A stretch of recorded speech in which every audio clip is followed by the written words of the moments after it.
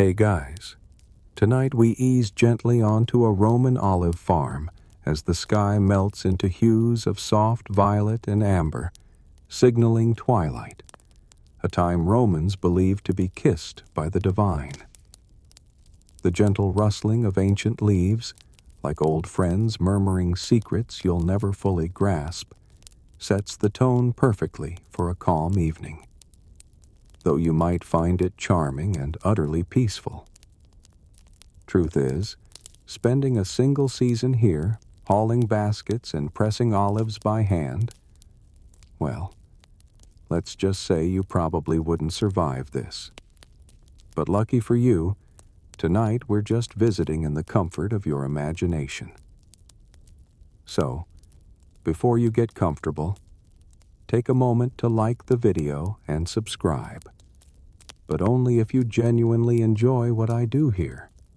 And hey, leave a comment letting me know where you are in the world right now and what time it is over there. I always love picturing my words drifting into the sleepy corners of far-flung bedrooms worldwide. Now, dim the lights, maybe fluff your pillow and get comfortable in your bed. Adjust the volume and brightness of your device as per your comfort, soften your breath, and let's ease into tonight's journey together. You stand at the gentle edge of an olive grove as the day sighs into evening. The rich, dusty earth feels firm and comforting beneath your sandals, warmed by the sun's patient gaze through a long, quiet afternoon. You breathe in slowly, catching the faintly sweet scent of olives ripening in the balmy Mediterranean air. The trees themselves are old, far older than you'd ever imagine. Ancient Romans respected olive trees almost as much as they revered their gods, and some trees you see now may have been planted by hands that witnessed Julius Caesar's triumphs, or even the whispers of Augustus's ascension.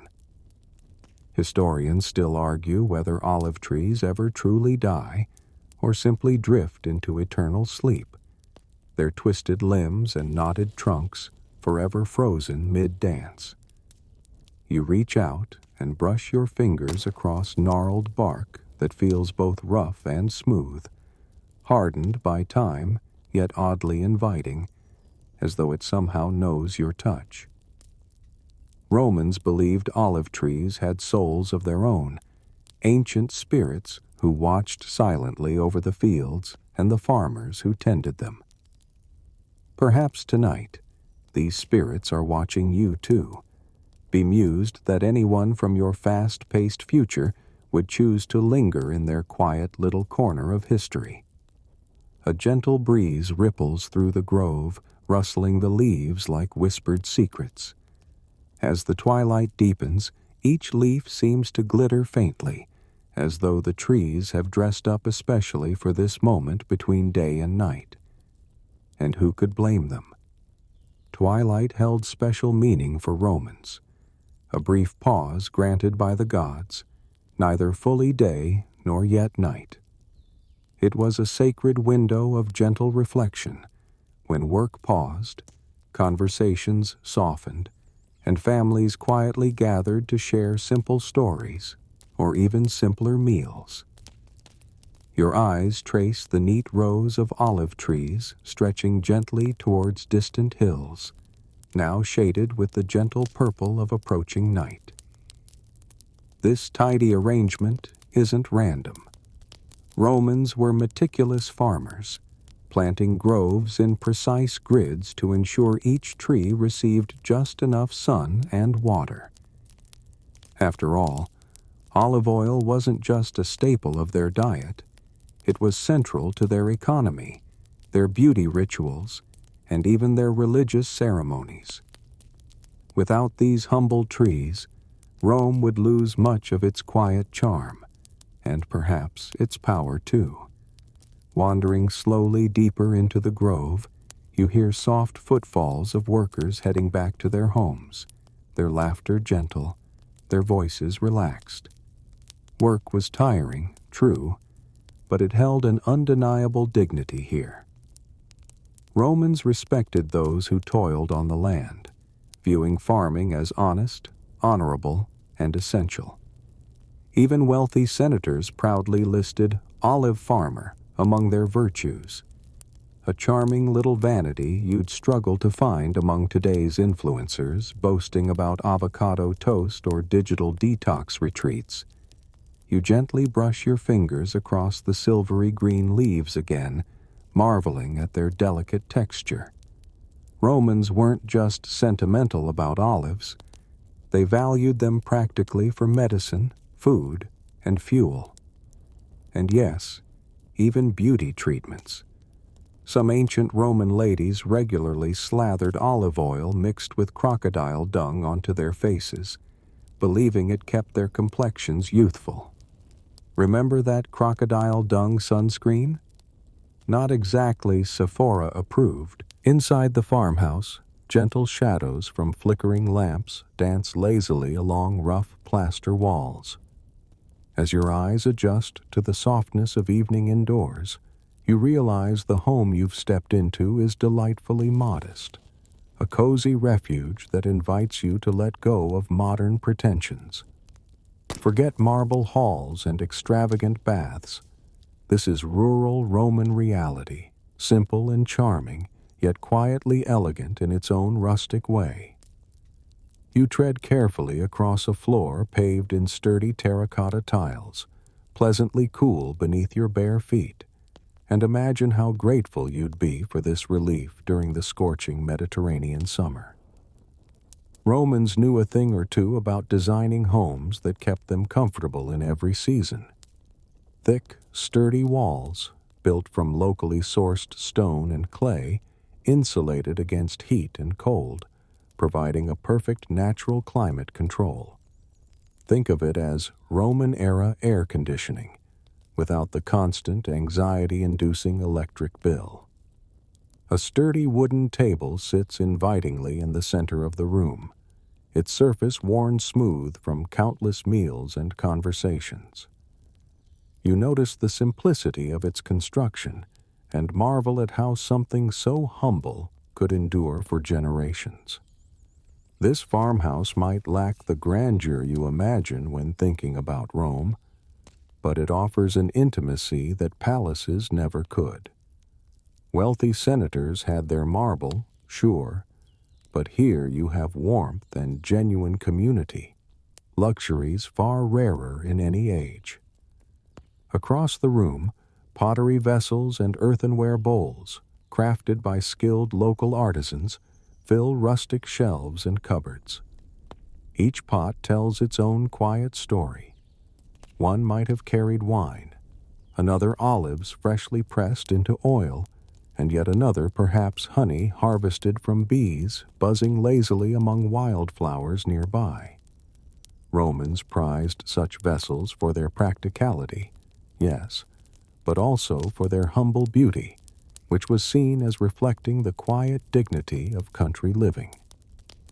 Moving softly towards the kitchen area, you spot several intriguing cooking tools scattered casually about.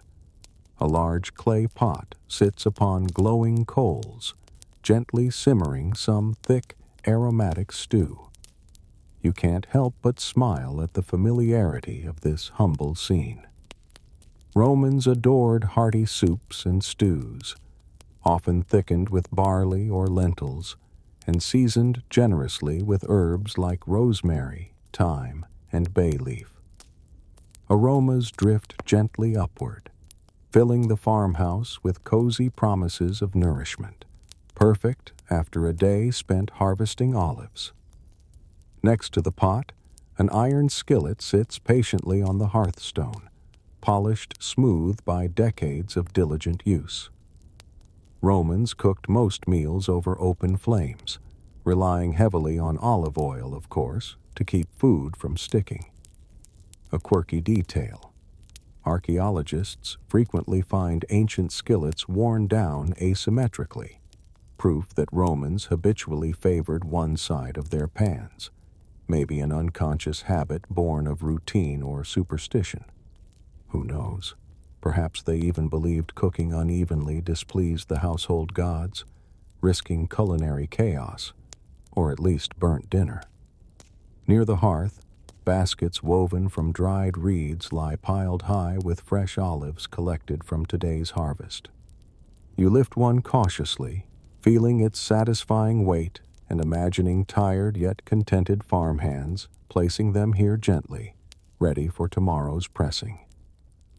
Romans viewed olive picking as deeply communal, a chance for neighbors to gossip, joke, and bond over the gentle rhythm of work, far more relaxing than today's endless scrolling and virtual chit-chat. At least olives don't ping incessantly with notifications, right? Nearby, another curious household object catches your eye. A delicate Roman oil lamp carved from terracotta, shaped whimsically like a fish. Romans enjoyed quirky lamps, decorating them with playful designs of animals, gods, or humorous scenes from everyday life. Imagine dozing off beneath a gentle glow cast by a dolphin-shaped flame holder, an ancient equivalent of falling asleep to the comforting glow of a favorite YouTube video, minus the ad interruptions. And speaking of sleeping, your eyelids grow pleasantly heavy now, coaxed downward by the farmhouse's cozy ambiance and the rhythmic crackle of coals in the hearth. You sink gently into a nearby stool, breathing in slowly, savoring this rare glimpse into ordinary, charming Roman life. Outside, crickets softly begin their nightly serenade, adding a gentle harmony to the domestic symphony around you. Soon, you'll drift quietly deeper into the farm's daily routines, discovering even more delights of olive groves and ancient traditions.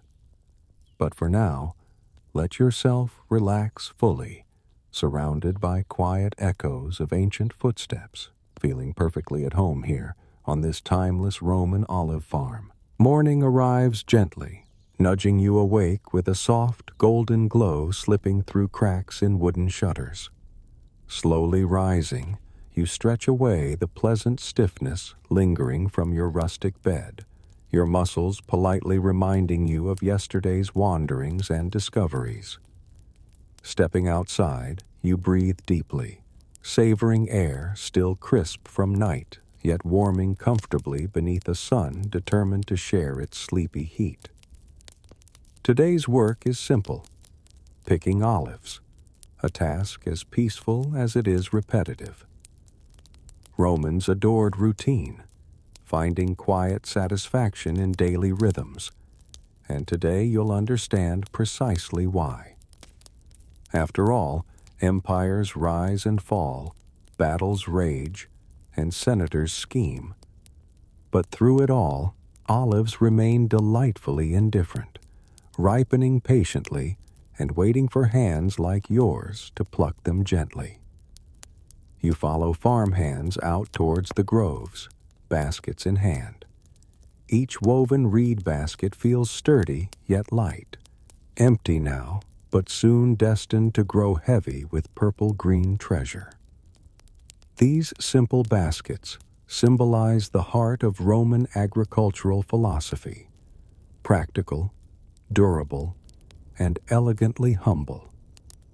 No elaborate branding or trendy materials needed here, just good old-fashioned craftsmanship built for generations. Joining in, you quickly discover olive picking isn't about speed, but rhythm. You comb gently, watching olives fall into neat patterns, their quiet thumps like gentle applause. Romans knew rushing only bruised fruit, reducing quality and shortening shelf life, something merchants wouldn't tolerate.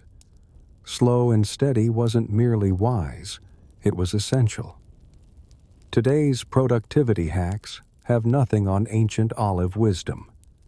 Picking olives also gives you time to reflect quietly.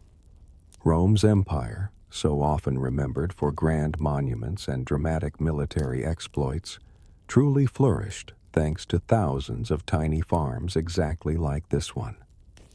Historians still argue whether Rome owed its success more to military might or economic savvy. But standing here among olive branches, its clear prosperity sprang as much from humble diligence as from bold conquests. Around you, workers softly converse, exchanging gentle jokes and playful banter. Romans considered good humor vital for morale, especially in repetitive tasks. One farmhand teases another about the particularly stubborn olives this season, jokingly suggesting Jupiter himself may have sent difficult fruit as punishment for recent gossip about senators' scandals. Laughter ripples through branches, lighter than air, proof that even mundane tasks become delightful with the right companions. A few trees away, you notice an older worker murmuring quietly to the olives as he picks. Curious, you drift closer, overhearing him politely thanking the tree for its bounty. Romans held sincere respect for nature, believing everything, from tiny herbs to towering oaks, had spirits deserving kindness. You smile softly, amused, yet charmed. Maybe modern productivity guides should recommend thanking your laptop gently each morning, just in case it has feelings too. By midday, baskets weigh satisfyingly heavy with olives. Tired, but pleasantly so, you retreat beneath shady branches for a simple lunch. Sitting cross-legged in soft grass, you unwrap cheese, bread, and figs carefully packed earlier. Such simplicity perfectly matches your mood. Relaxed, yet content, feeling closer than ever to ordinary Roman farm life. No extravagant meals here, just honest nourishment enjoyed slowly, beneath olive trees whispering gentle encouragement. As workers quietly chat during lunch, you overhear fascinating trivia about olive harvesting. One claims olives picked too early produce bitter oil suitable only for medicine. Proof timing truly matters. Another insists olives must rest briefly before pressing, improving flavor. Historians still argue whether this ancient resting technique genuinely enhanced quality or merely served as clever marketing. Rome's own ancient life hack that merchants promoted eagerly. After lunch, you resume picking, each olive now dropping with satisfying finality into growing piles. Your muscles protest mildly, but pleasant fatigue blends with pride at today's harvest. Farmhands joke affectionately about olive aches, a playful phrase Romans coined, proving ancient humor aged remarkably well. Walking slowly back toward the farmhouse, you understand precisely why Romans treasured olive picking. Not merely for economic necessity, but for peaceful reflection hidden within each quiet moment. Tonight, your dreams will surely drift gently among branches, olives softly raining around you like gentle promises whispered by history itself. You begin the next morning surrounded by the sweet, earthy aroma of freshly picked olives stacked neatly in baskets outside the farmhouse door. Today, your journey takes you deeper, quite literally, into one of Rome's most charming innovations, the olive press. As you step toward the pressing room, a pleasant sense of curiosity mingles with anticipation, because let's be honest, few things in history feel as satisfyingly quirky as squeezing fruit into golden liquid treasure. Inside, the pressing room greets you with a pleasantly cool atmosphere, noticeably different from the sun-warmed fields outside. Thick stone walls keep temperatures moderate, ensuring oil extraction runs smoothly without spoiling flavors. a practical detail Romans perfected centuries before anyone coined the phrase temperature-controlled environment. Modern wine cellars and artisanal coffee roasters owe more than a passing nod to these clever Roman olive presses. In the room's center stands an impressively robust wooden beam connected to large stone counterweights. It's simple yet ingenious, proof Romans excelled at crafting elegant solutions from basic physics. This enormous wooden lever, called a trapetum, swings gracefully on a pivot, using gravity and leverage to crush olives into fragrant pulp. You can't help but chuckle softly. Turns out Romans didn't just conquer armies, they conquered physics too, even if they'd never admit it so bluntly. Nearby, farmhands prepare olives for pressing, carefully spreading fruit across large woven mats called fiscoli, a curious name you instantly decide should be revived in modern kitchens. "Pass me the fiscolo, please." Certainly sounds fancier than "hand me that dish towel." Once filled, each fiscolo is neatly stacked atop another, forming layers resembling the world's most ambitious pancake tower, only significantly less tasty. Curiously, Romans pressed olives multiple times, creating different oil grades. First press oil, today's extra virgin equivalent, was considered superior, reserved for cooking, religious ceremonies, or even medicine. Second press oil, slightly rougher and less fragrant, was perfect for lamps or soap. A quirky fact: Romans often mixed oils from different pressings, cleverly enhancing quality. Historians still argue whether Romans understood this blending's chemistry or simply followed tradition. Yet another charming mystery hidden quietly within history's shadows. Around the pressing room, smaller clay jars stand ready for filling, awaiting their share of freshly pressed oil. Each jar, stamped with maker's initials or farm symbols, represents Rome's subtle branding genius. Romans understood marketing long before billboards or influencers. Merchants eagerly purchased oil stamped with famous estates' symbols, knowing customers preferred trusted brands, a Roman equivalent of modern-day brand loyalty, minus flashy packaging or promotional TikToks. As the press pauses briefly, allowing workers to rearrange fiscoli layers, you notice deep grooves carved into stone beneath your feet. These channels skillfully guide oil into collection vats, another subtle Roman innovation quietly ensuring maximum efficiency. Modern architects and designers could take notes from Roman engineers who turned humble pressing rooms into marvels of thoughtful design, practical yet quietly beautiful. Your gaze shifts to large stone wheels nearby, called molla olearia, resembling giant rolling pins.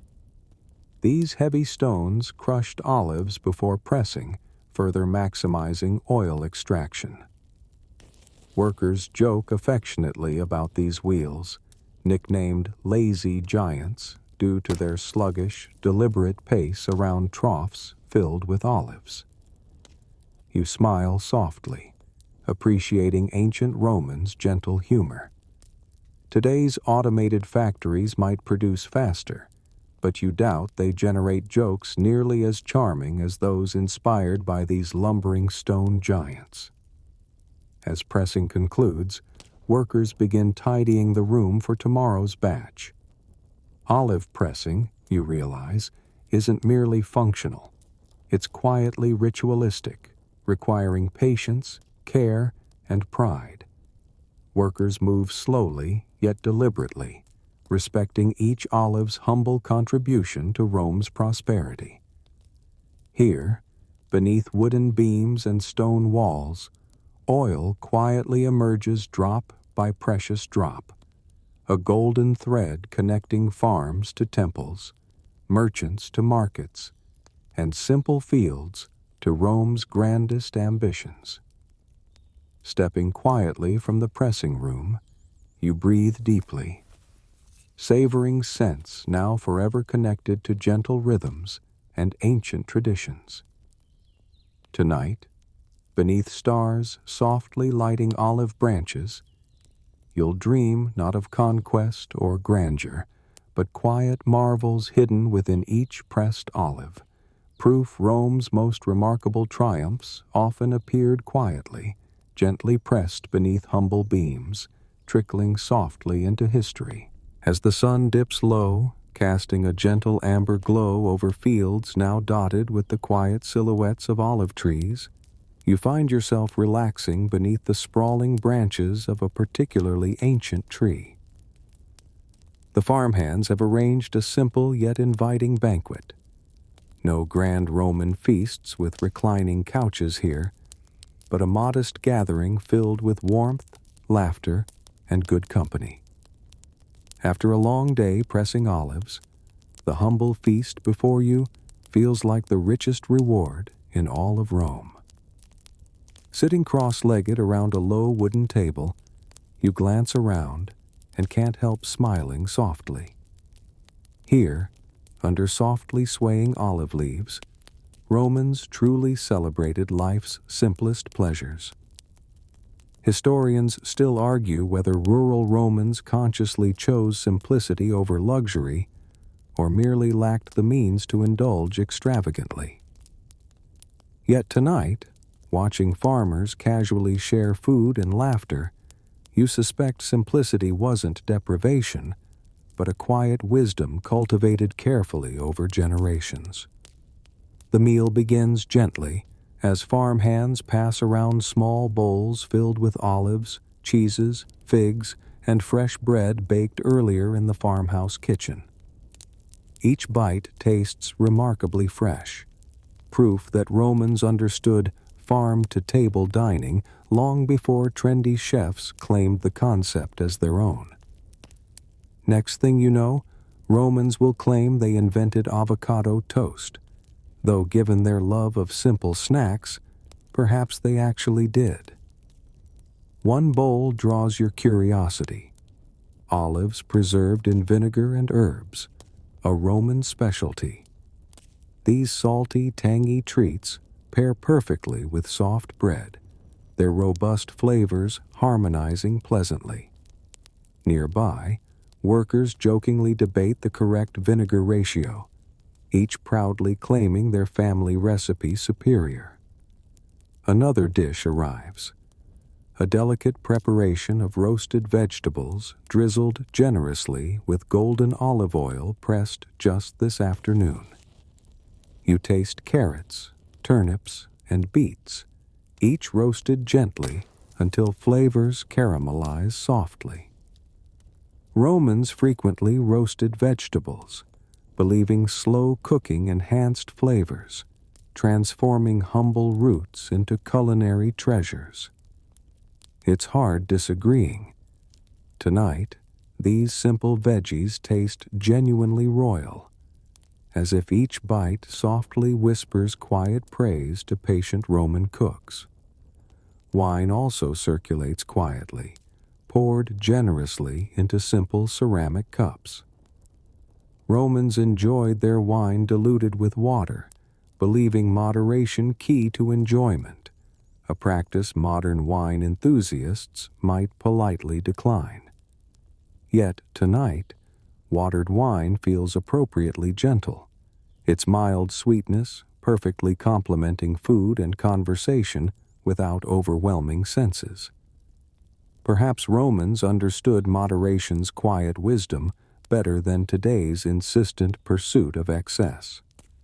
As you savor the gentle meal, conversation shifts briefly to dessert, a simple cake called libum, baked fresh today with honey and soft cheese. Romans viewed libum as celebratory food, perfect for special occasions. But farmhands joke affectionately they consider every evening spent laughing beneath olive trees worthy celebration, no extravagant occasion required. You smile gently, silently agreeing. Tonight's simple gathering genuinely feels worth celebrating, even without grand Roman pageantry or elaborate feasts. Dessert arrives warmly fragrant, each bite delicately sweetened by honey drizzled generously atop. Honey was treasured by Romans not merely for sweetness, but believed medicinal, preserving youth and health. Proof wellness foods existed long before kale smoothies flooded cafes. Farmhands teasingly debate whose bees produce superior honey, laughingly challenging anyone skeptical to rigorous taste testing. Clearly, Romans understood life's sweetest debates require sampling rather than merely arguing. Another delightful Roman tradition you quietly promise adopting yourself. As evening deepens, lanterns flicker softly around your banquet table, illuminating smiling faces relaxed beneath gently rustling olive leaves. Romans cherished such evenings precisely for their simplicity. Meals shared quietly among family, friends, or neighbors beneath stars shining gently overhead. No frantic rush, no anxiety-inducing notifications.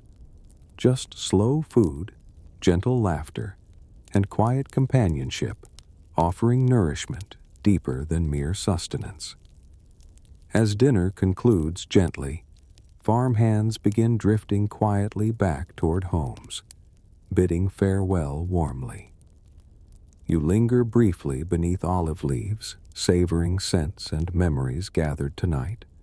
Grateful Romans treasured simplicity, proving history's quietest moments often whisper loudest, softly reminding you empires fade, monuments crumble, but simple joys quietly endure, passed lovingly generation to generation. Tonight, beneath whispering olive leaves, Rome quietly shared its greatest secret.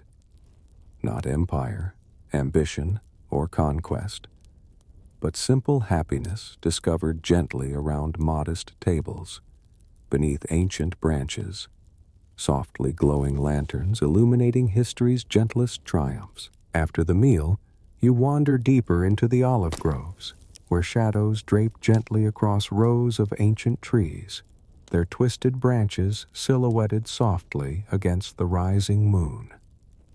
A hushed quiet settles around you, broken only by your own footsteps and the occasional rustling of leaves.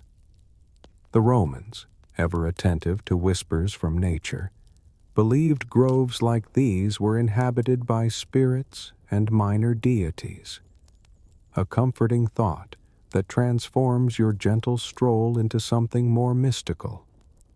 As you tread softly on cool earth, you recall the Romans naming these divine beings Numina, quiet protectors who watched over orchards, farms, and family hearths. Numina weren't flashy gods with grand temples.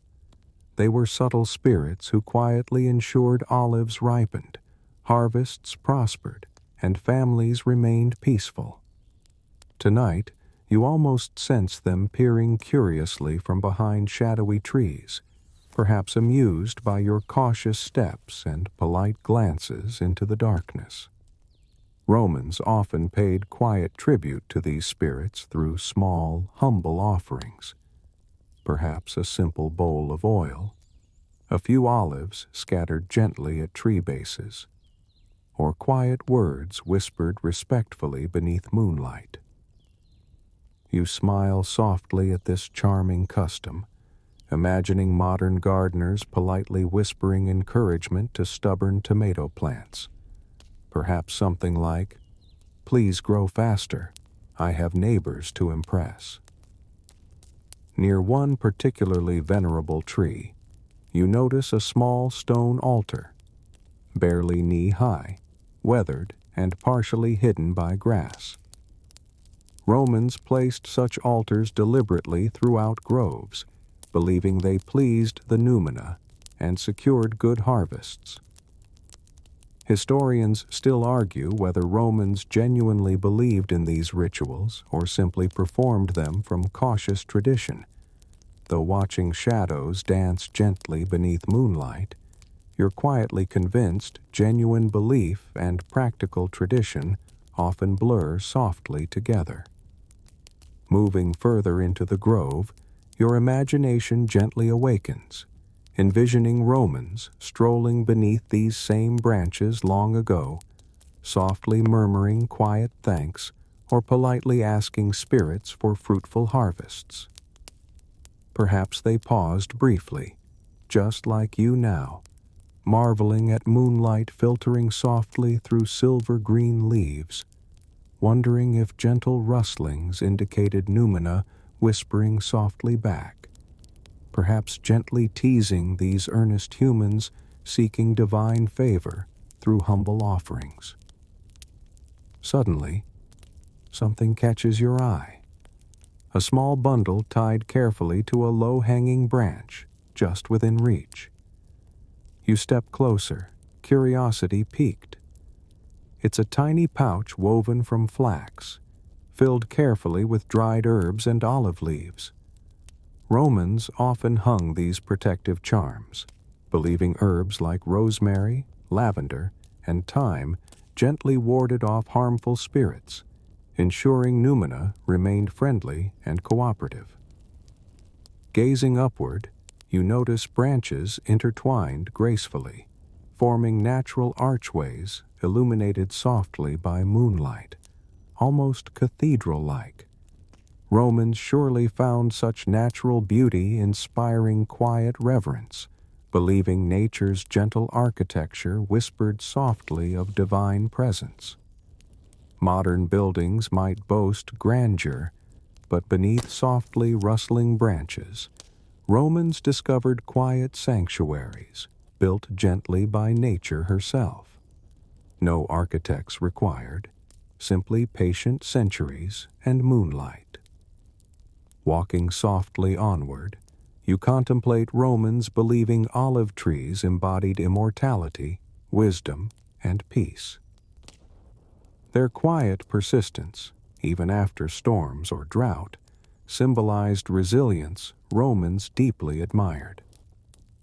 Indeed, groves quietly represented Rome's ideal virtues: stability, patience, and quiet determination. Tonight, beneath gentle moonlight, olive trees softly remind you history's quiet heroes aren't conquerors or emperors, but patient spirits, gently nurturing life season after season. As your walk continues, the grove grows steadily quieter, almost dreamlike. Moonlight transforms olive leaves into delicate silver whispers, gently rustling in soft breezes that feel almost intentional. You pause briefly, wondering if perhaps Numina truly whispered gently through these branches. Subtle voices softly urging patience, kindness, and quiet gratitude. Lessons history quietly repeats beneath countless moons. Tonight, beneath softly rustling olive leaves illuminated gently by moonlight, you sense Roman gods didn't require grand temples or loud ceremonies. Instead, they quietly dwelled here, among ancient branches, beneath gentle shadows, softly whispering Rome's most enduring truths: kindness, patience, reverence, and quiet belief gently nurtured within each olive grove's timeless beauty. As you quietly step away, your heart feels softly comforted, knowing tonight's gentle spirits will watch patiently over groves long after you softly drift to sleep. Dreams filled gently with Numina, whispering softly among olives, forever guarding Rome's quiet legacy, hidden gently beneath ancient moonlit branches. Morning finds you greeted by a gentle chorus of farm animals softly stirring as dawn eases over the Roman countryside. Stepping outside, you watch sleepy hens pecking lazily in the dirt, goats wandering slowly toward fresh grazing, and cows idly swishing their tails, entirely unconcerned with Rome's grand ambitions or looming empires. Life here moves at its own tranquil pace, comfortably indifferent to history's dramatic narratives.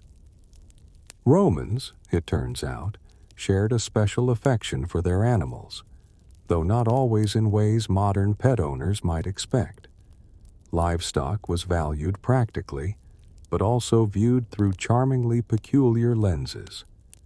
For instance, Romans believed chickens possessed prophetic powers, a quirky detail you'd probably overlook today unless your scrambled eggs suddenly whispered tomorrow's lottery numbers. You smile softly, picturing earnest Romans leaning close, politely begging hens for hints about harvests or love interests. Ancient fortune cookies on feathered legs. Nearby, a sleepy goat gazes mildly in your direction, calmly chewing its breakfast of fresh grass. Romans considered goats both practical and symbolic, believing their milk provided strength and vitality. Yet, amusingly, goats also represented stubbornness, a trait Romans humorously attributed to rivals, in-laws, or particularly troublesome politicians. You chuckle softly, deciding the next time someone stubbornly argues with you, you'll quietly picture them sprouting horns and a gentle beard, ancient Roman humor quietly living on. Wandering further, you find a pig wallowing lazily in a shallow mud pool, utterly content with its morning routine. Romans prized pigs highly. Pork was a dietary staple, enjoyed by everyone from humble farmhands to wealthy senators. Yet Romans curiously held conflicting beliefs about pigs, viewing them simultaneously as clever and filthy, a contradiction mirroring modern confusion about bacon's delightful taste yet questionable nutritional wisdom. Historians still argue whether Romans genuinely respected pigs or merely tolerated their messy nature, though tonight's contentedly muddy pig hardly seems bothered either way. Nearby, horses softly nuzzle each other, enjoying quiet companionship beneath morning sunlight. Romans greatly valued horses for transportation, agriculture, and sport, viewing them proudly as noble companions. Wealthier Romans even buried favored horses respectfully, complete with small monuments, early evidence of humans' long-standing affection toward their animal companions, centuries before pet cemeteries or sentimental memorial posts online. Curiously, farm animals also played prominent roles in Roman festivals and religious rituals. Sheep, for instance, were gently decorated and paraded through villages during celebrations honoring gods like Faunus, protector of livestock. Romans believed decorated animals pleased the gods, securing blessings for harvests and flocks. Proof Romans understood everyone, including gods, enjoyed occasional pageantry featuring well-dressed animals. As morning progresses gently, your attention drifts toward simpler routines. Hens laying eggs quietly in cozy nests, cows calmly offering fresh milk collected patiently by farmhands. Each moment highlights Romans' quiet appreciation for animals' daily contributions, whether eggs nourishing breakfast or milk transformed into cheese carefully aged for months. Tonight, perhaps you'll dream gently of cheese wheels turning slowly, quietly aging beneath patient Roman watchfulness, history quietly maturing within each delicious slice. Morning slowly slips toward midday, farm animals settling contentedly into quiet routines. Romans, you realize gently, respected livestock deeply, not merely practically, but affectionately, viewing animals as companions, helpers, and occasional fortune-tellers. Tonight, beneath gentle moonlight softly illuminating farmyards, you'll dream quietly of Romans politely consulting hens for future advice, goats stubbornly debating grazing locations, and cows calmly adorned with festival ribbons. History's quirkiest farmyard quietly enduring through centuries. Stepping away gently, your heart feels softly warmed, knowing Roman farms quietly whispered profound truths. Animals nourish us practically, yet comfort us emotionally. Companions quietly shaping human lives with gentle wisdom, shared softly beneath morning sunlight and quiet moonlit evenings. Tonight, beneath softly murmuring olive branches, you quietly appreciate Roman's quirky yet gentle bond with animals. History's quietest friendships softly echoing beneath ancient skies, proving kindness toward animals quietly endures long after empires fade. After your morning among quirky farm animals, you find yourself softly drifting toward the shaded edge of the grove, where a quiet, winding path gently guides you toward the bustling rhythms of a distant marketplace. Though the market itself lies far beyond your sight, here beneath olive branches, you begin tracing how your humble olives, and their prized oil, journeyed quietly from peaceful groves into Rome's lively economic heart. Roman farmers never lived fully isolated. Each olive harvested here quietly connected rural farms with bustling markets, traveling gently along roads Rome meticulously maintained. Today, your olives might journey along the famous Via Appia, Rome's great highway, though historians still argue whether country farmers genuinely admired these roads or secretly resented their distant taxes. You chuckle softly, imagining farmhands grumbling affectionately. Beautiful road, yes, but would Caesar please pave potholes near our gate first?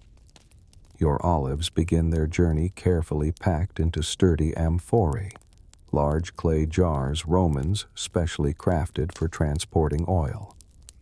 Amphorae were designed cleverly, tall, narrow shapes minimizing spillage, their pointed bases allowing easy stacking in ships or carts. Roman merchants understood practical logistics long before delivery services competed fiercely for fastest shipments, though admittedly, no Roman amphora ever arrived boasting next-day shipping. Interestingly, amphorae often carried carefully stamped marks identifying farms, quality grades, or merchants, a quiet form of ancient branding subtly informing buyers about oil's origins. Romans understood consumers preferred trusted sources, cleverly using symbols conveying quality assurance centuries before certifications cluttered modern packaging. You smile softly, picturing Romans carefully examining amphora stamps, quietly reassuring themselves oil genuinely originated from reputable farms, not unscrupulous merchants quietly blending inferior products. Olive oil scandals, it seems, weren't modern inventions.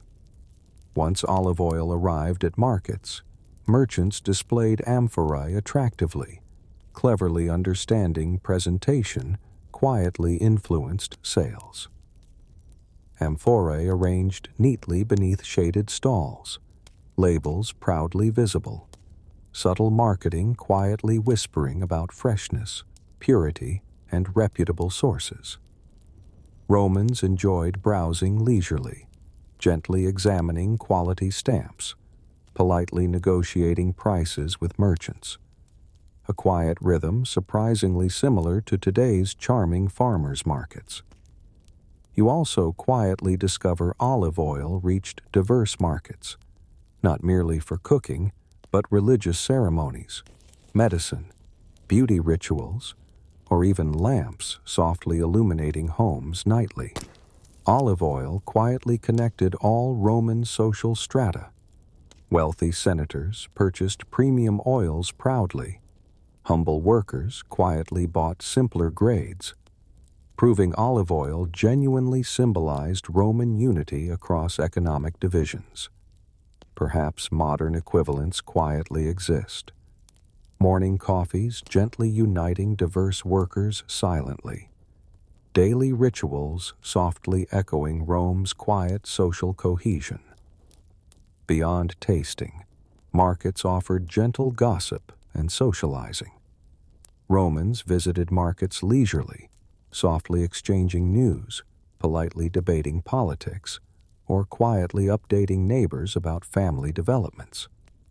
Perhaps today's coffee shops quietly echo Roman markets, casual venues gently connecting communities socially, softly blending commerce alongside companionship.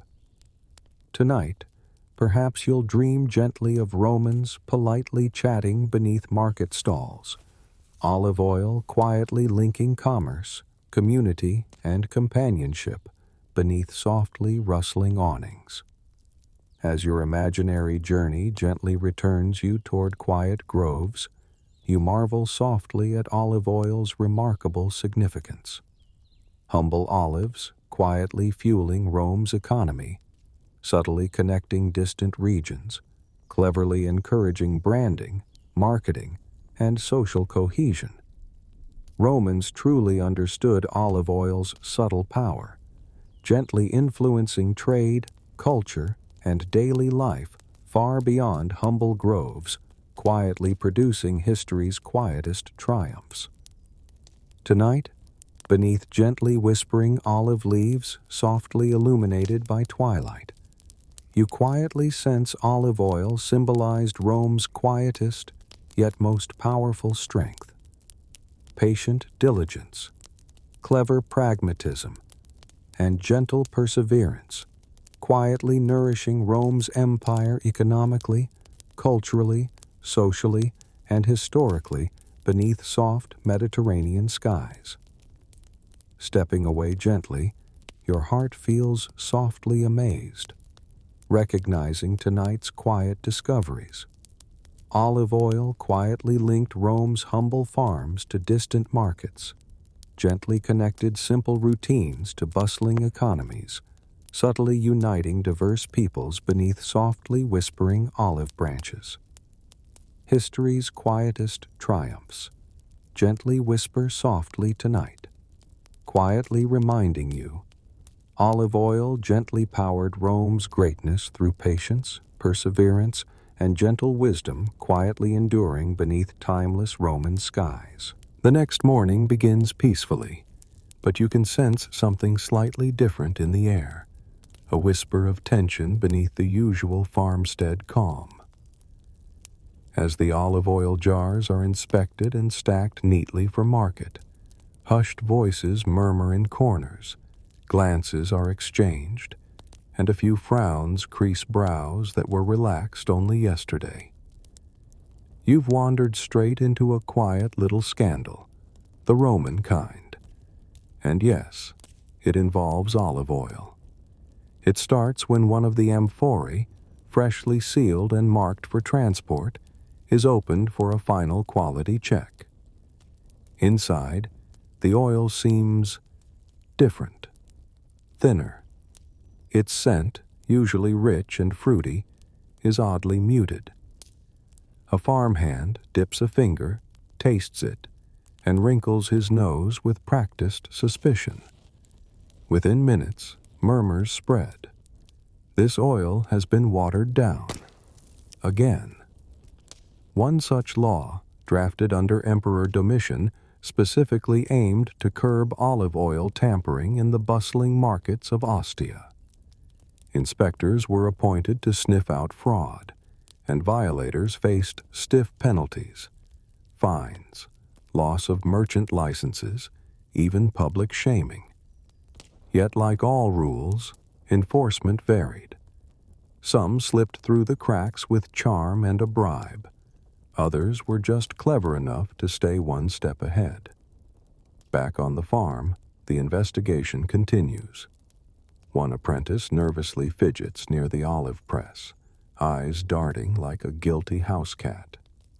He's known for cutting corners, leaving olives unwashed, skipping the second press, muttering excuses about saving time. Another farmhand suggests the storage jars may have been tampered with after leaving the farm, perhaps at the way station where traders sometimes loitered a little too long. Still others raise a possibility that's more logistical than criminal. Could the jars have been poorly sealed? A leaky amphora might absorb moisture from the air or allow humidity to corrupt the purity. It's less dramatic than a criminal plot, but no less frustrating.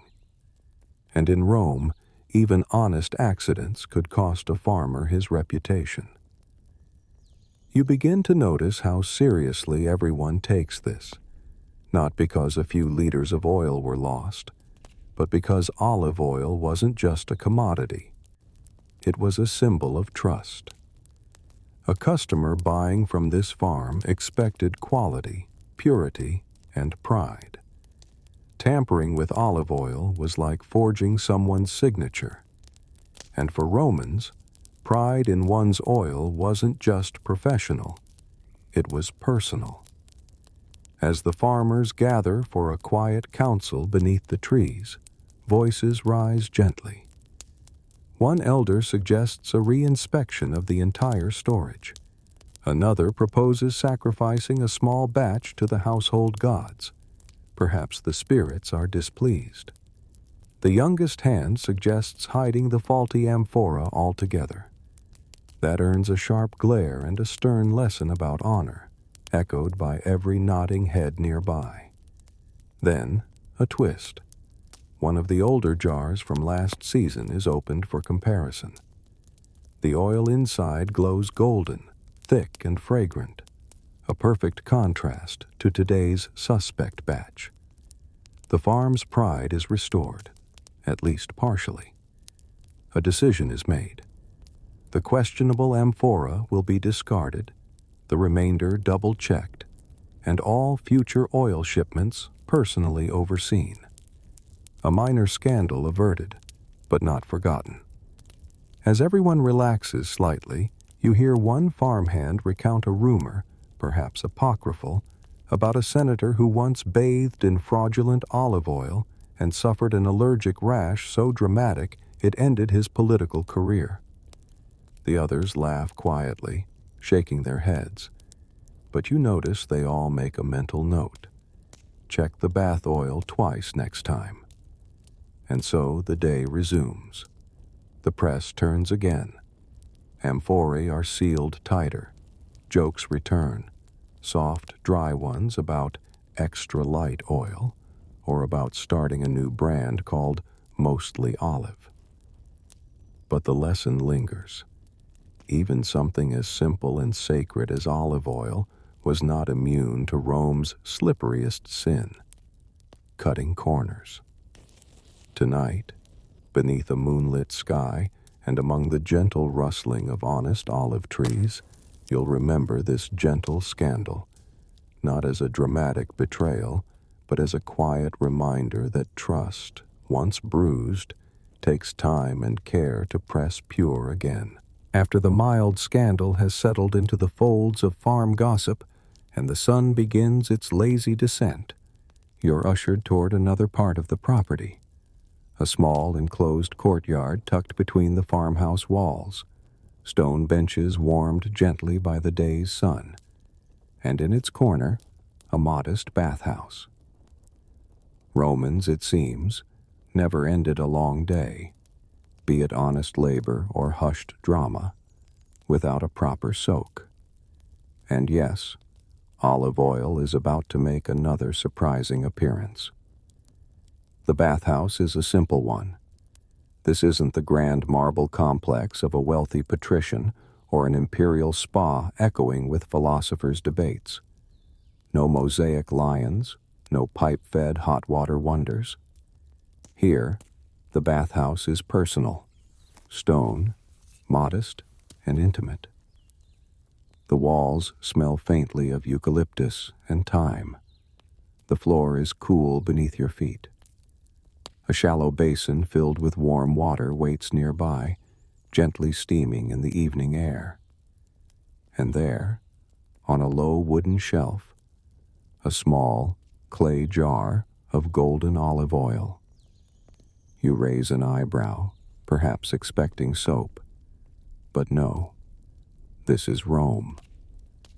Soap was still a Greek luxury, and many Romans believed it was a little too harsh, too drying. Instead, you'll join generations of Romans in cleansing yourself with oil. Here's how it works. First, the oil is poured onto the skin. Slowly, luxuriously, its warmth spreading across your arms, your back, your legs. It's thicker than you expect, but somehow comforting, like the farm itself. You're handed a small tool, a strigil, curved like a flattened spoon. With it, you scrape the oil gently across your skin, lifting away the sweat, the dirt, the dust of the day's labors. The sensation is oddly soothing, somewhere between a scrub and a massage, and you find yourself falling into a rhythm. Pour, spread, scrape, repeat. Romans didn't just clean their bodies this way. They believed olive oil was nourishing, protective against sun, wind, even age itself. A good farmer knew his olive oil could feed you, light your home, and cleanse your soul. And yes, even the gladiators used it.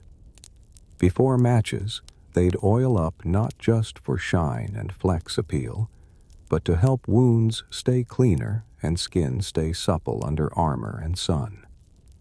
Historians still argue whether this ritual was more medicinal or theatrical.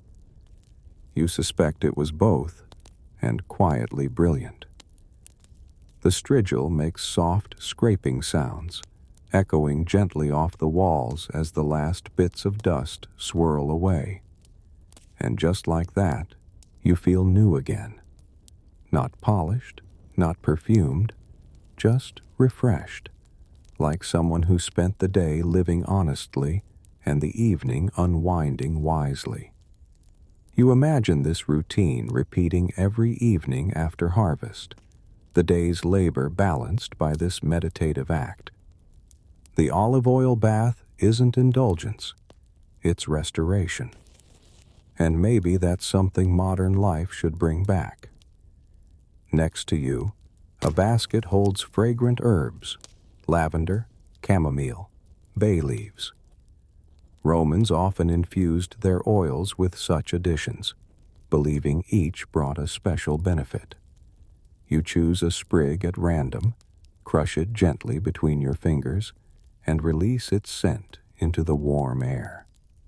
It blends effortlessly with the olive oil already clinging to your skin, a sensory cocktail brewed slowly by ancient hands.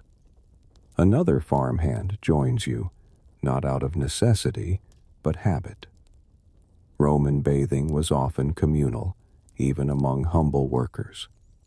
In the city, bathhouses were the great social hubs, places where strangers argued politics while soaking, or where bakers gossiped with philosophers between scrapes. But here in the countryside, it's quieter. There are no debates, just the occasional chuckle, the shared silence between people who've worked the same earth and pressed the same olives. As you towel off, yes, with a simple linen cloth sun-dried on a stone fence, you feel refreshed in a way no modern shower quite manages. Not blasted clean by pressure jets or scrubbed with 17 chemical ingredients, but gently returned to a state of balance. Olive oil doesn't just remove dirt, it carries away the day. A final step awaits. A light rub of fresh oil over the skin again, not for cleaning this time, but for softness. A Roman moisturizer. You laugh softly, wondering how many expensive beauty products today promise results ancient Romans achieved with a small jar and a patient evening ritual. You step out into the courtyard again, warm and glowing, and catch your reflection in a small basin of still water. You look exactly as you should, rested, clean, and just a little shiny. The olive oil clings like memory, like ritual, like history pressed into skin. Tonight, you'll rest well, not just because you're clean, but because you've been cared for. Not by machines or product lines, but by tradition, by trees, by hands that knew how to turn nature into comfort. And perhaps that's what history always offers us in its gentlest form. A memory we can wear on our skin. A ritual that scrubs away the rush, leaving only what matters. After your bath, with your skin still carrying that gentle sheen of olive oil and the earthy calm of the courtyard clinging to your senses, you make your way toward the heart of the farmhouse. The evening deepens into a velvety blue now, and the farmhouse begins to glow softly, not from firelight, but from delicate terracotta lamps dotting every surface, each flickering with steady golden flames. The secret? Olive oil again. Romans lit their nights using oil-fed lamps, simple, clever vessels where a linen wick floated gently in olive oil, drawing it upward into a steady flame. You watch one closely now, its little flame bobbing ever so slightly in the breeze, like it's breathing. It doesn't hiss or crackle like a modern candle.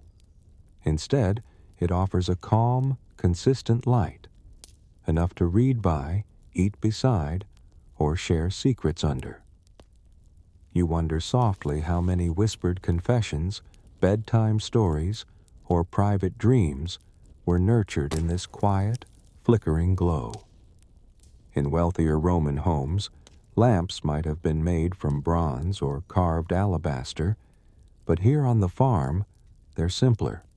Clay shaped by hand, often with thumbprints still visible along the base. Some are molded into fun little figures, fish, birds, or even the occasional mischievous satyr.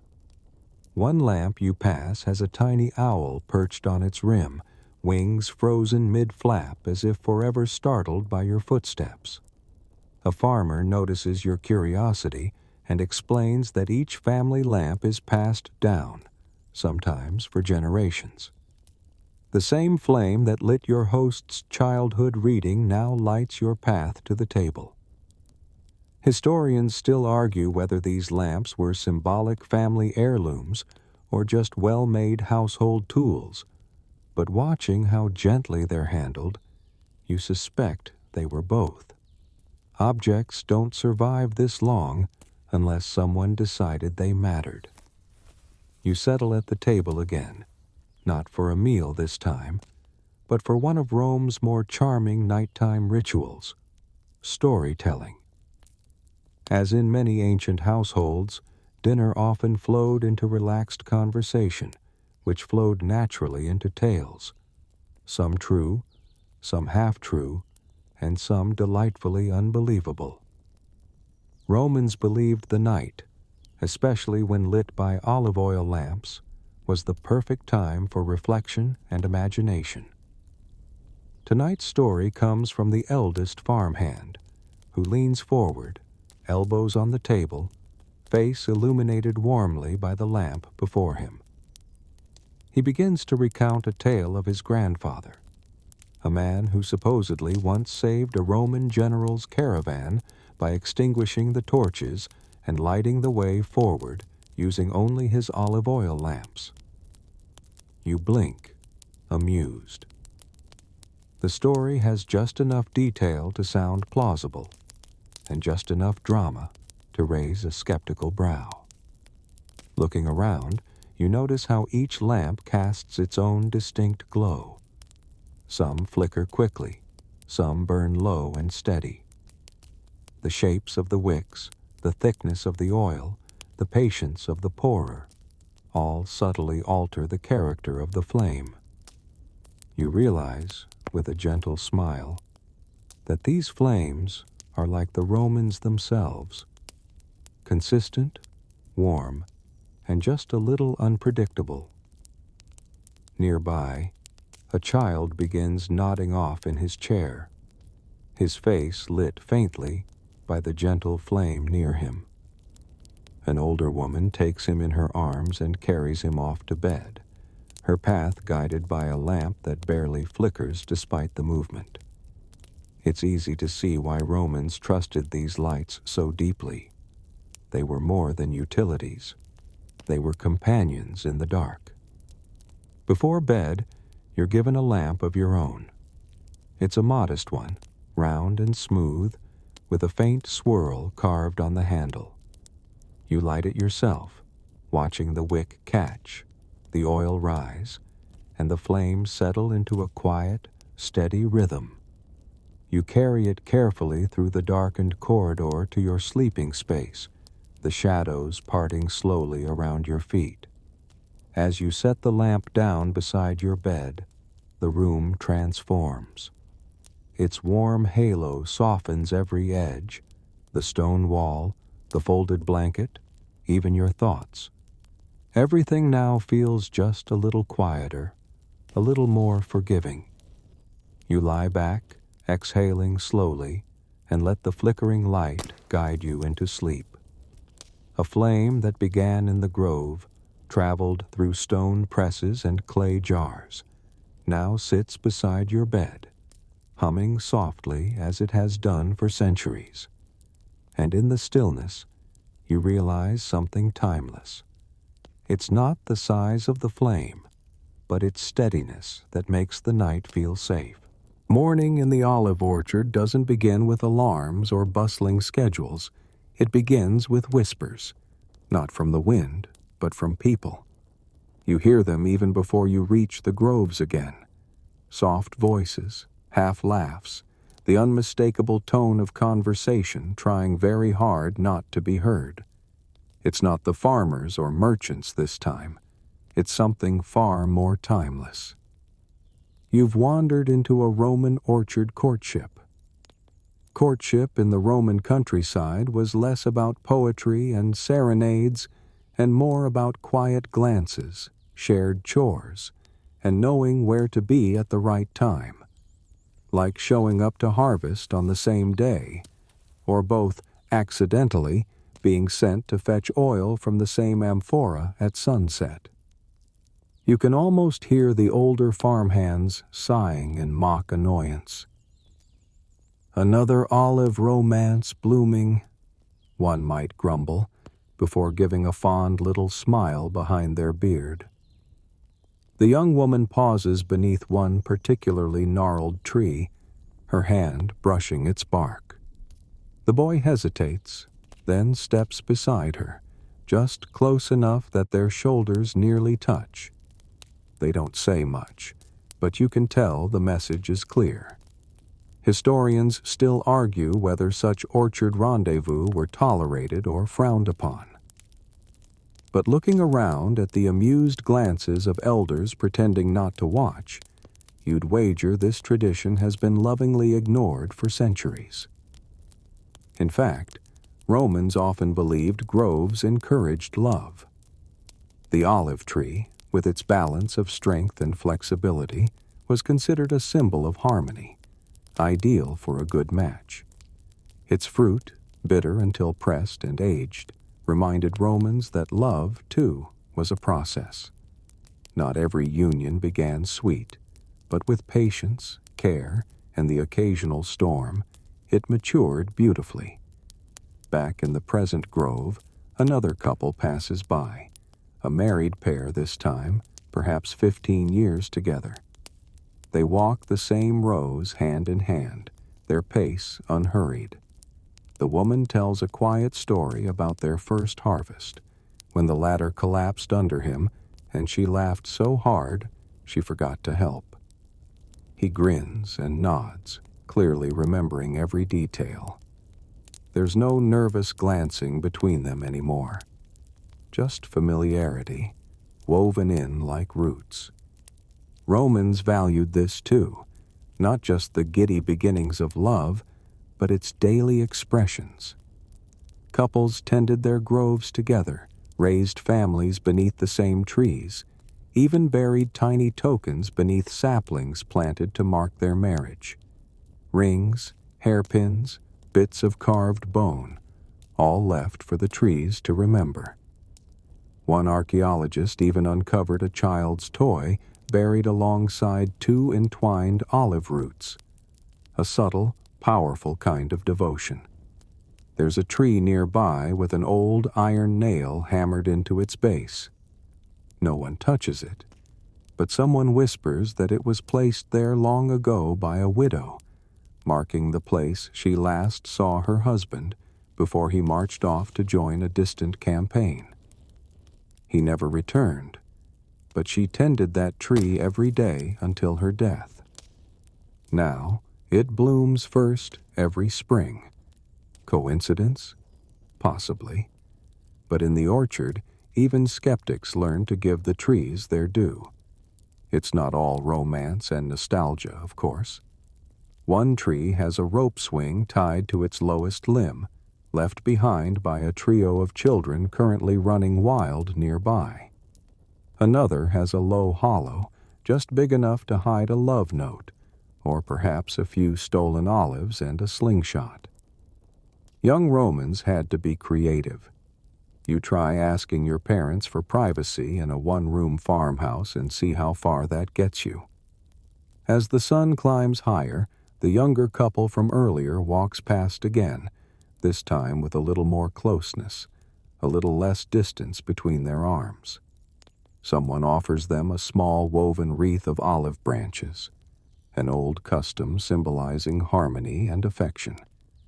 No words are exchanged, just a soft nod and a blush, but the message is clear. Another story begins its slow unfolding beneath the watchful branches.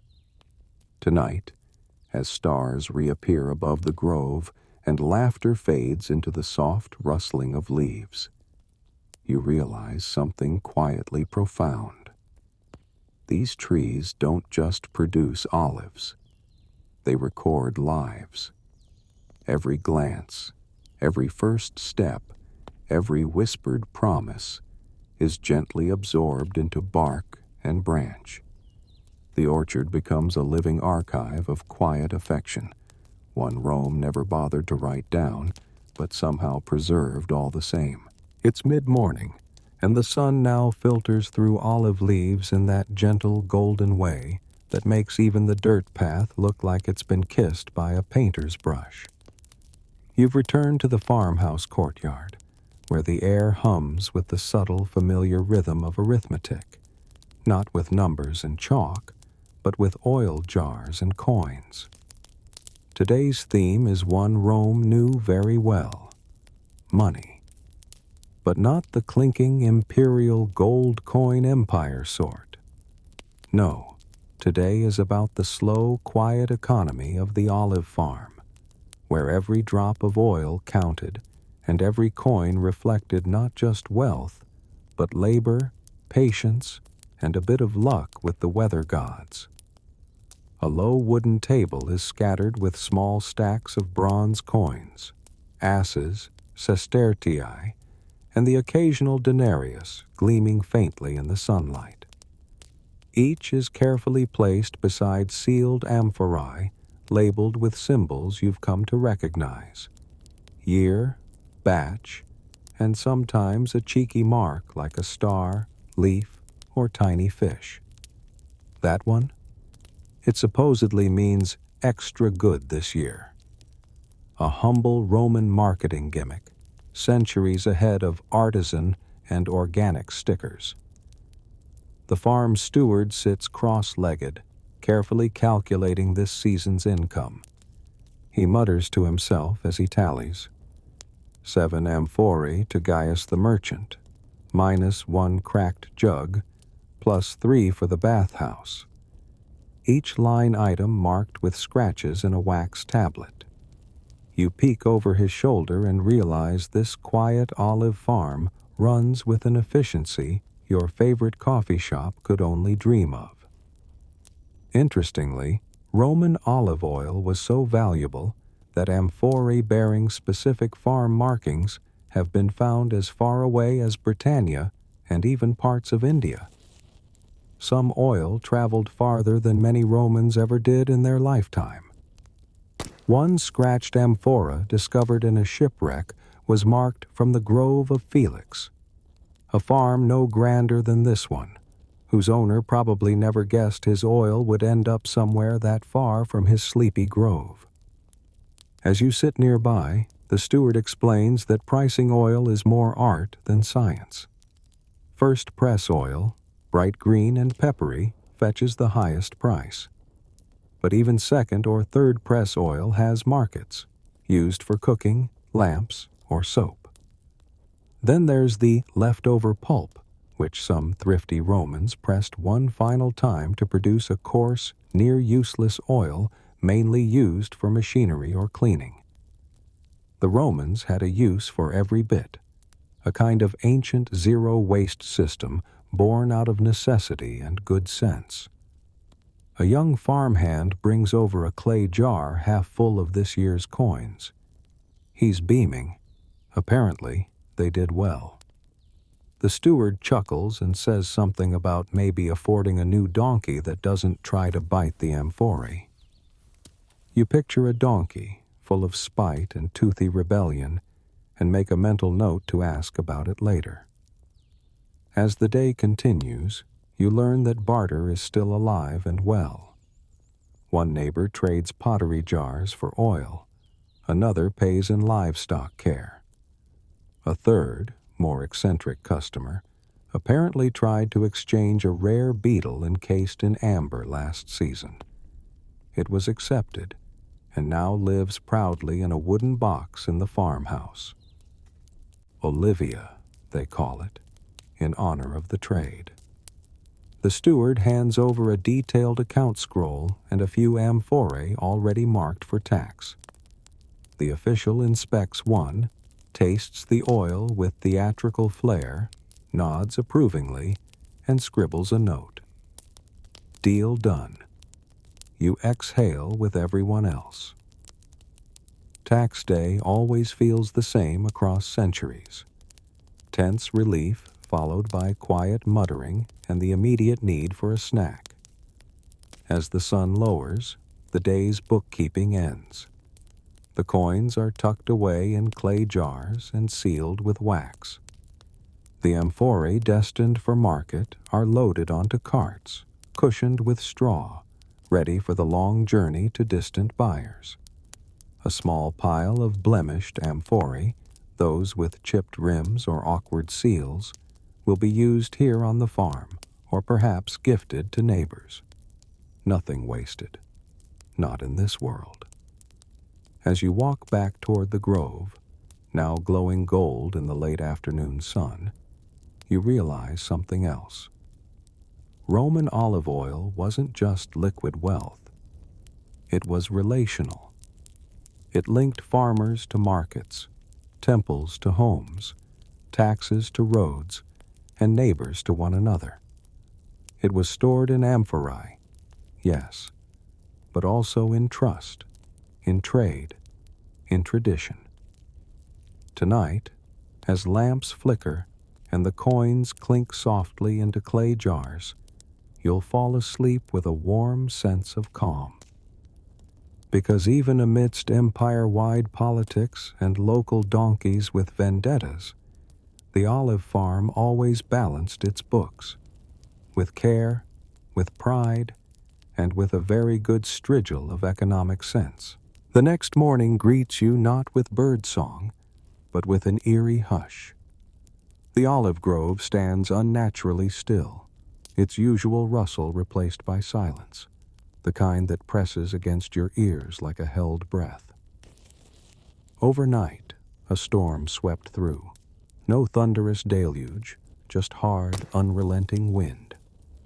And it left behind its signature: snapped branches, scattered olives, and a quiet sense of something broken.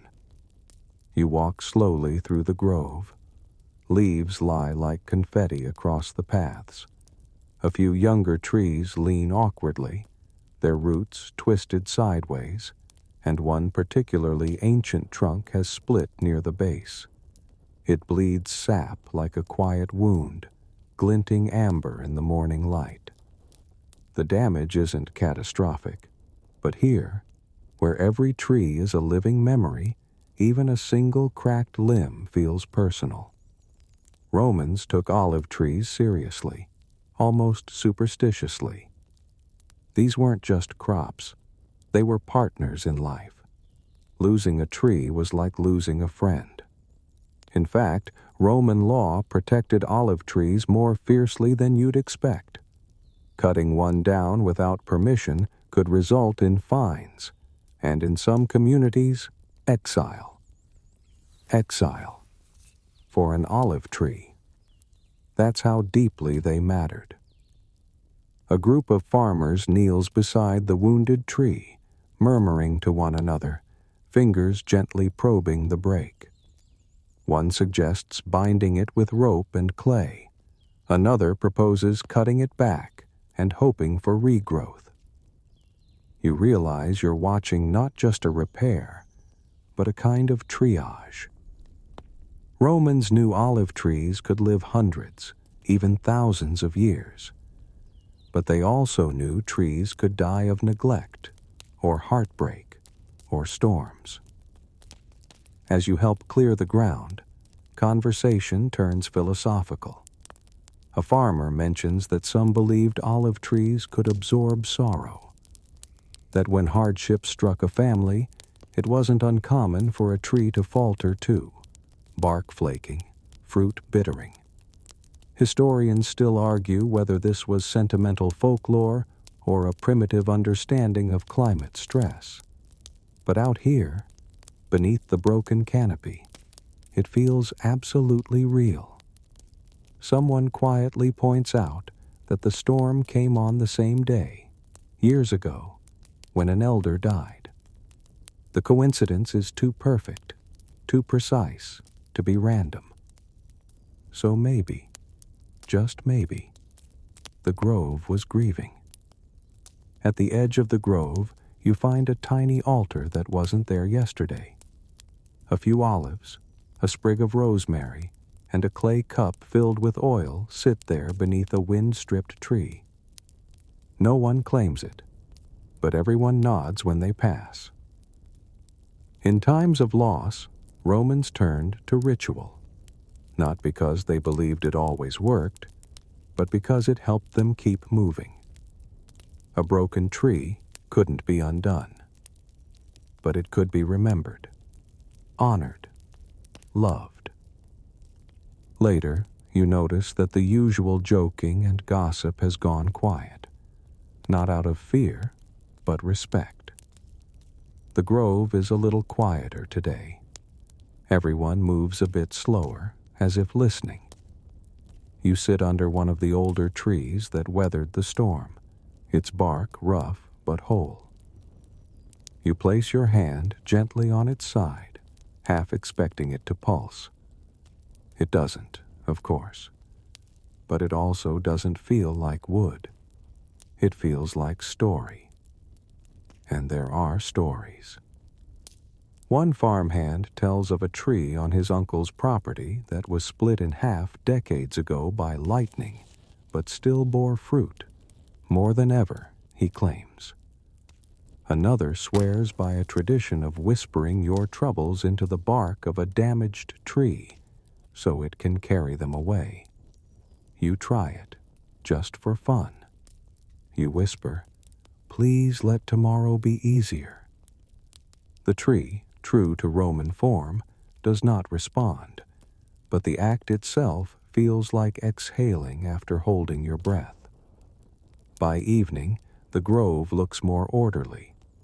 Broken limbs are stacked neatly for carving, young trees supported by poles, and the split trunk of the ancient tree now bound carefully in linen and clay.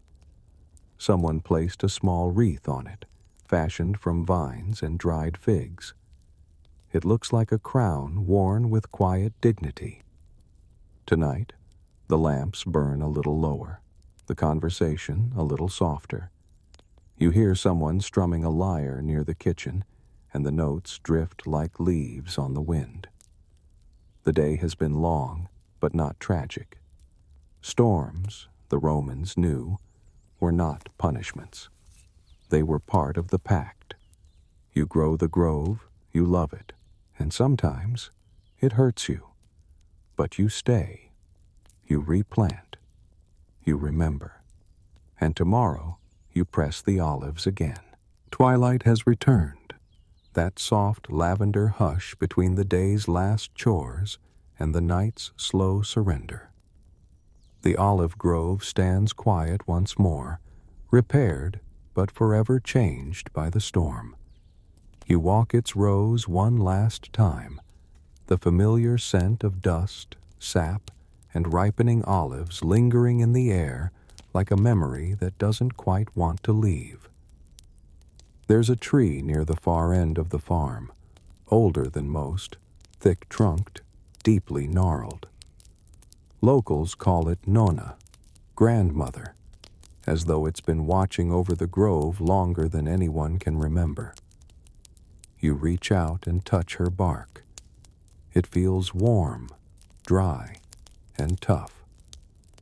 Generations of hands have pressed here before yours, some seeking luck, others comfort, some just saying hello. It's easy to forget in the stillness how much time has passed beneath these branches. The Roman Empire itself rose and fell while these roots held fast.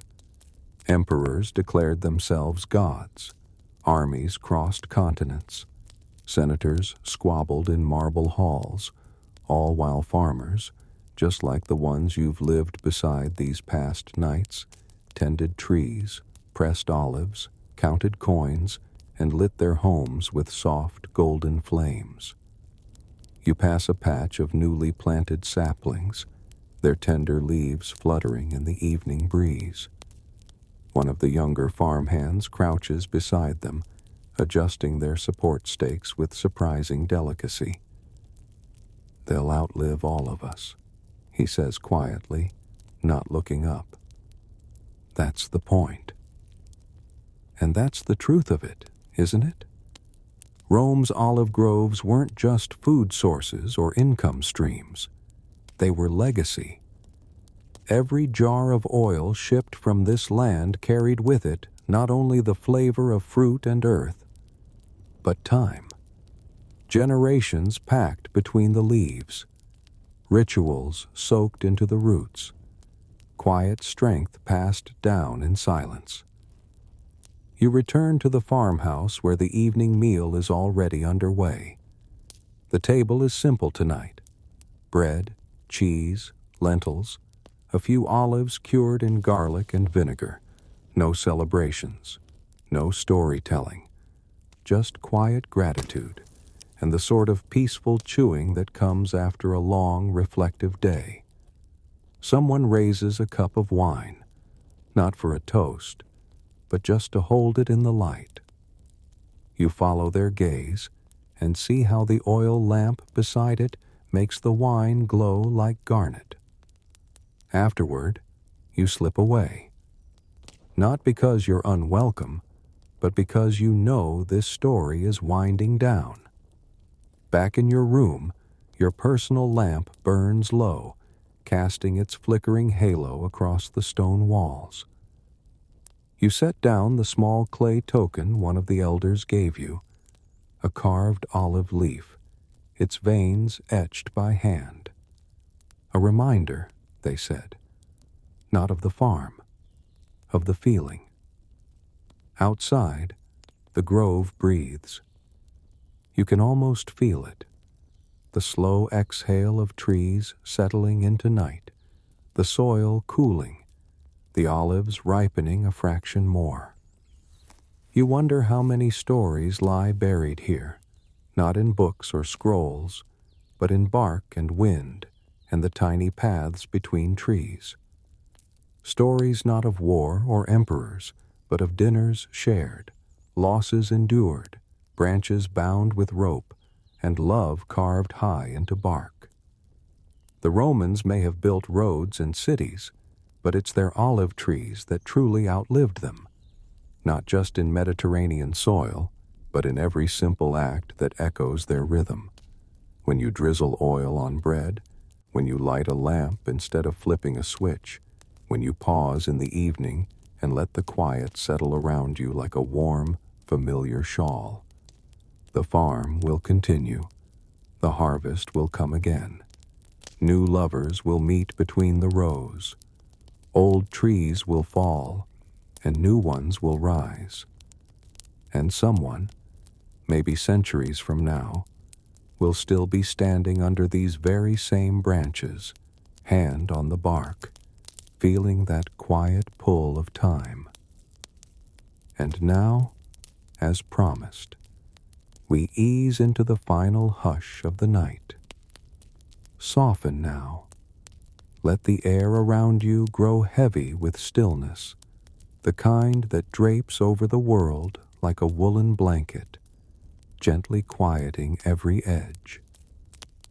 The grove fades behind your eyes now, not vanished, just softened, like the scent of olives after a storm, like the echo of footsteps on dust-covered stone. You can still feel the smooth curve of the amphora in your hand, the warmth of oil against your skin, the flicker of your own personal lamp casting golden shapes on your walls. Let the memories of the farm drift through you like mist. The steady scrape of a strigil, the whisper of a smile between rows of trees, the weight of a coin placed carefully into a clay jar. There's no need to hold on to anything now. The farm will keep your place.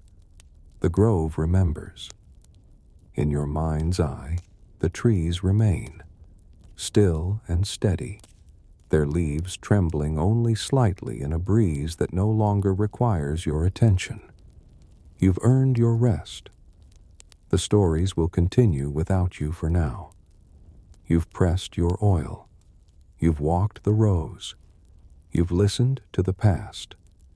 And in this moment, in this slow, final breath before sleep, you are as still as a moonlit olive tree, deep-rooted, silent, and at peace.